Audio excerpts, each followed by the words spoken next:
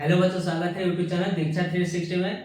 बच्चों, आज की क्लास उन बच्चों के लिए होने वाली है जो बच्चे 9th क्लास में पढ़ रहे थे और उनको जो है अब 10th क्लास में पढ़ाई करनी है और 2027 में जो उनको बोर्ड के एग्जाम देनी है। उन लोग के लिए आज की क्लास जो है विशेषकर होने वाली है। आज की क्लास में हम लोग 10th क्लास में आपको कौन कौन से चैप्टर पढ़ने हैं उनको मैं बताऊंगा। दूसरी बात जो आपका फर्स्ट चैप्टर है जो वास्तविक संख्या है उसके बारे में आपको संक्षिप्त परिचय दूंगा। ठीक है बच्चों, तो आइए आज के सेशन स्टार्ट करते हैं। बच्चों, मैं बता दूं कि 10th क्लास में आपको कुल मिला के 15 चैप्टर्स पढ़ने होते हैं और इन चैप्टर्स में आपको हम बता दें कि कुछ ऐसे चैप्टर्स हैं जो कि आपको 10th क्लास में भी पढ़ाई कर चुके हैं। ठीक है, तो मैं बताऊंगा कि कौन कौन से चैप्टर जो है आप 9th क्लास में पढ़ गए। जो बच्चे 9th क्लास में पढ़ाई किए हैं वो तो बहुत अच्छे हैं, वो अच्छे करेंगे इन चैप्टरों में, उनको अच्छे समझ आएगी। लेकिन जो बच्चे नहीं पढ़ाई किए हैं और या उनसे कोई कारणवश नहीं पढ़ पाए हैं तो उनको थोड़ी सी समस्या होगी। लेकिन मैं भरसक प्रयास करूंगा कि उन बच्चों के लिए कि जो इन सब चीजों को अच्छी तरह से नहीं समझ पाए हैं 9th क्लास में, लेकिन फिर भी मैं बहुत ही आसान भाषा में आपको मैं बताऊंगा कि कैसे आप इन सारे चैप्टर से आने वाले प्रश्नों को आसानी से आप हल कर पाएंगे। ठीक है, तो आइए देखते हैं। पहला जो आपको 10th क्लास में जो पहला जो आपका चैप्टर होगा वो आपका होगा वास्तविक संख्या। ये वास्तविक संख्या जो है थोड़ा सा आप 9th क्लास को याद करिएगा। उस 9th क्लास में आपको एक दिया होगा संख्या पद्धति, फर्स्ट चैप्टर जो आप देखिएगा संख्या पद्धति, उसी का जो है थोड़ी सी आगे बढ़कर जो है वास्तविक संख्या दिया हुआ है। ठीक है, उसके बाद से आते हैं बहुपद। तो बहुपद आप 9th क्लास में भी पढ़े होंगे, तो उसमें भी है। उसके बाद से है दो चर वाले रैखिक समीकरण। बच्चों, इस 10th क्लास में आप दो चर वाले रैखिक समीकरण को पढ़ेंगे, लेकिन आप 9th क्लास में जो है एक चर वाला रैखिक समीकरण के बारे में पढ़े थे, जिसमें आपको दिया था कि ये गुणांक क्या होगा। हाँ, उसके बाद से जो दिया होगा कि बताइए इसमें से कौन बहुपद है। इस तरह के जो है प्रश्न आप लोग बनाए होंगे। उसके बाद से एक आता है द्विघात समीकरण। इसमें हम द्विघात समीकरण को पढ़ेंगे, लेकिन आप जो है उस 9th क्लास के चैप्टर में जो है द्विघात बहुपद के बारे में जाने होंगे। तो हम जब चैप्टर पढ़ेंगे, लगातार पढ़ते जाएंगे, तो हमें कंसेप्ट को एकदम क्लियर हो जाएगा कि द्विघात बहुपद द्विघात समीकरण में क्या अंतर है। ठीक है बच्चों, उसके बाद से हम देखते हैं कि यहाँ एक दिया है ये एक यहाँ दिया है जो चैप्टर है जिसका नाम है समांतर श्रेणी। बच्चों, ये चैप्टर जो है बहुत ही 10th क्लास में जो है इंपॉर्टेंट चैप्टर होता है। आपको ऑब्जेक्टिव सवाल में या सब्जेक्टिव सवाल में जो है इसकी संख्या काफी अच्छी खासी रहती है और ये बहुत ही आसान चैप्टर है। इसको अगर आप समझ लेंगे तो बहुत ही आसानी से आप बना सकते हैं। उसके बाद चाहते हैं त्रिभुज। त्रिभुज के बारे में हम 9th क्लास में भी पढ़े थे, लेकिन इस त्रिभुज में जो 10th क्लास में आप त्रिभुज पढ़िएगा तो इसमें आपको कई तरह के जो है प्रमेय को सिद्ध करने के लिए भी बताया जाएगा और इससे संबंधित कई तरह के प्रमेय सिद्ध करने के लिए भी आपको पेपर में पूछेगा। उसके बाद से एक आता है निर्देशांक ज्यामिति। जैसे बच्चों हम लोग निर्देशांक ज्यामिति को 9th क्लास में भी पढ़े थे, जिसमें आपको दिया था कि ये किस चतुर्थांश में है। हाँ, इस तरह के जो है प्रश्न होते हैं, लेकिन थोड़ी सी हट के 10th क्लास में जो होगा वो अलग ही होगा। ठीक है, उसके बाद से एक आता है त्रिकोणमिति का परिचय, त्रिकोणमितीय सर्वसरमिकाएं और त्रिकोणमितीय अनुप्रयोग। ये तीनों चैप्टर जो है बहुत ही इंपॉर्टेंट चैप्टर है। बच्चों, मैं बता दूं कि इन चैप्टरों से प्रश्न पत्र में अच्छे खासे प्रश्न रहते हैं और ये जिसमें आपको sine theta, cos theta, tan theta, cot theta, cosec theta, sec theta, इन सब चीजों के बारे में आपको बताया जाएगा और बहुत ही इसकी संख्या जो है आपके पेपर में रहता है। उसके बाद से आता है वृत्त। वृत्त बच्चों आपको 9th क्लास में भी पढ़े होंगे, लेकिन वृत्त से संबंधित कुछ अलग ही टाइप के आपको प्रश्न पूछते हैं, उसको भी हम पढ़ेंगे। वृत्त से संबंधित क्षेत्रफल, इसमें भी आप जब 9th क्लास में गए तो उसमें आपको परिधि, उसमें आपको क्षेत्रफल निकालने के लिए पूछता है, लेकिन इसमें कुछ हट कर जैसे त्रिज्यखंड का क्षेत्रफल निकालने के लिए देगा। तो त्रिज्यखंड, लघुखंड, दीर्घखंड, ये सब क्या होता है, ये हम लोग जब चैप्टर में पढ़ाई करेंगे उस समय हम पता करेंगे। ठीक है, उसके बाद से पृष्ठीय क्षेत्रफल और आयतन। ये पृष्ठीय क्षेत्रफल आयतन बच्चों आप 9th क्लास में भी पढ़े हैं और इसमें जो है आप देखे होंगे, जब आप बनाए होंगे उसमें आपको याद होगा कि आप बेलन का क्षेत्रफल, शंकु का क्षेत्रफल, घन का क्षेत्रफल, घनाभ का क्षेत्रफल, ये सब छोटी छोटी चीजों को आप वो चीज बनाए होंगे। लेकिन इसमें थोड़ा सा हट के होगा, इसमें दो आकृतियों को जोड़कर बनाने के लिए कह देगा, हाँ, एक आकृति को गलाकर दूसरे आकृति में ढालने के लिए। इस तरह के जो है प्रश्न आपको इसमें देखने को मिलेगा। उसके बाद से सांख्यिकी, बच्चों सांख्यिकी भी हमने 9th क्लास में पढ़ी थी और इसमें भी हम पढ़ने वाले हैं। सांख्यिकी जो होता है इसमें हम 9th क्लास में जो छोटे छोटे सूत्रों का प्रयोग करके माध्य, माध्यिका, बहुलक, परिसर ये सब निकालना हम सीखे थे। लेकिन इस सांख्यिकी में जो है माध्य, माध्यिका, बहुलक जो है वर्ग अंतराल वाले हम पढ़ेंगे। और ये वर्ग अंतराल वाले जो माध्य, माध्यिका, बहुलक निकालने की जो विधि है बहुत ही लाजवाब विधि है। और इसमें जब आप पढ़िएगा तो तब कहिएगा कि आपको कितना मजा आएगा। उसके बाद से एक आता है प्रायिकता। प्रायिकता बच्चों आपने पढ़ा होगा, जिसमें आपको सिक्का, पासा और ये कई अन्य तरह के जो है सिक्का, पासा हो गया और आपके ये ताश की गड्डी हो गया, उस पर प्रश्न पूछता है। तो इन सभी 15 चैप्टर को हम लोग कंटिन्यू जो है आज से हम पढ़ाई स्टार्ट करेंगे और एक एक चैप्टर करके हम इन सारी चैप्टरों को कंप्लीट करेंगे, ठीक है। और बच्चों मैं आपको बता दूं कि जैसे ही हमारा ये चैप्टर कंप्लीट होगा, हम इसका एक कुछ वस्तुनिष्ठ प्रश्नों का जो है शॉर्ट जो प्रश्न होंगे उनको जो है हम लोग प्रैक्टिस करेंगे। तो ये वीडियो जो है कंटिन्यू होने वाला है, ठीक है बच्चों।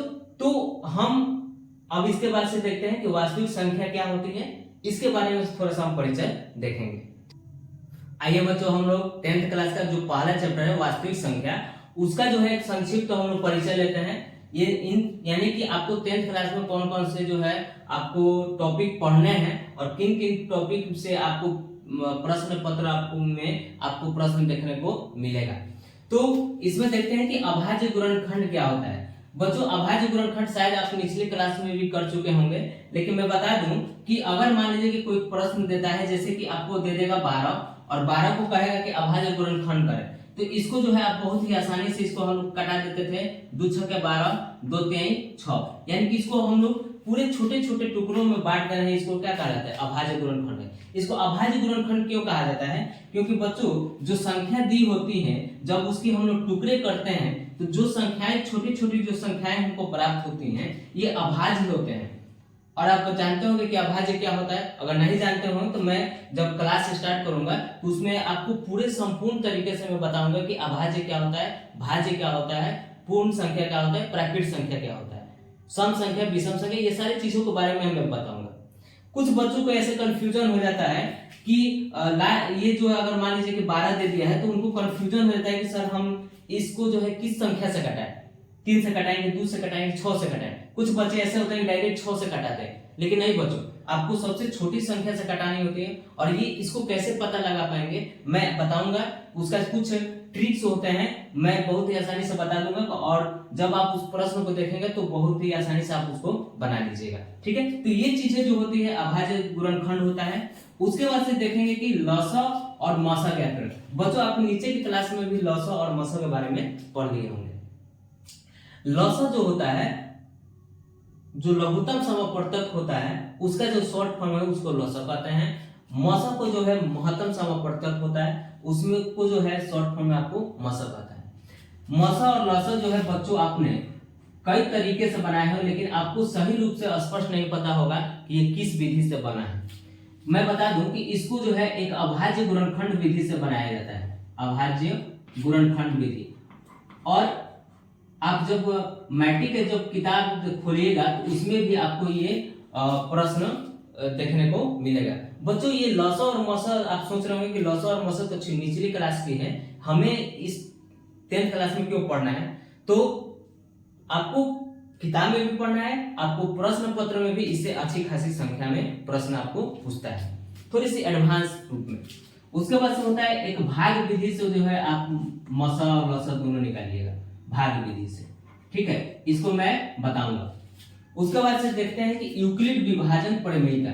बच्चों ये तो बहुत ही चर्चित ये प्रमेयिका है और इस 10th क्लास के जो पहला चैप्टर है इससे आपको प्रश्न इसका मतलब खूबसूरती यही है कि यूक्लिड विभाजन प्रमेयिका से ही आपको इस चैप्टर का शुरुआत हुआ है। और इसको हम देखेंगे कि यूक्लिड विभाजन प्रमेयिका क्या होता है। जैसे कि बच्चों एक मान लीजिए कि कोई संख्या ले लेते हैं a और b, ए और बी जो है एक संख्या ले लेते हैं, ठीक है, जो कि एक धनात्मक संख्या है, और बी जो है हमेशा जो है जीरो से क्या होता है, बड़ा होता है। तो उसको हम कैसे लिख सकते हैं, जो परमेयिका विभाजन का जो सूत्र होता है, ए बराबर बी क्यू प्लस आर होता है, ठीक है। और आर का जो मान होना चाहिए आपका क्या होता है, जीरो के बराबर होता है। अब कहिए कि बच्चों ये ए बी क्यू और आर क्या होता है, तो आप जब देखे होंगे कि एक फॉर्मूला आप देखे होंगे कि भाज्य बराबर भाजक गुणे भागफल प्लस शेषफल। इस चीज को शायद आपने निचले क्लास में पढ़े होंगे। तो ये जो है, ये आपका क्या है, भाज्य है, बी जो है आपका क्या है, भाजक है, क्यू जो है आपका क्या है, भागफल है, और आर जो है आपका क्या है, शेषफल है। यानी कि इसको जो है आपको शॉर्ट रूप में जो है आपको यहाँ बताया गया है। जब हम चैप्टर पढ़ाई करेंगे उसमें हम विस्तृत रूप में जानेंगे कि आखिर ये सब चीज कहाँ से आ रहा है, क्या हो रहा है, इस सब चीज हम देखेंगे, ठीक है। उसके बाद से देता है बच्चों की √2, √3, √5, √6, √7 डॉट डॉट डॉट को सिद्ध करें कि अपरिमेय संख्या होती है। बच्चों मैं बता दूं कि इसमें से जो है एक तो एक प्रश्न आपके प्रश्न पत्र में रहता ही रहता है।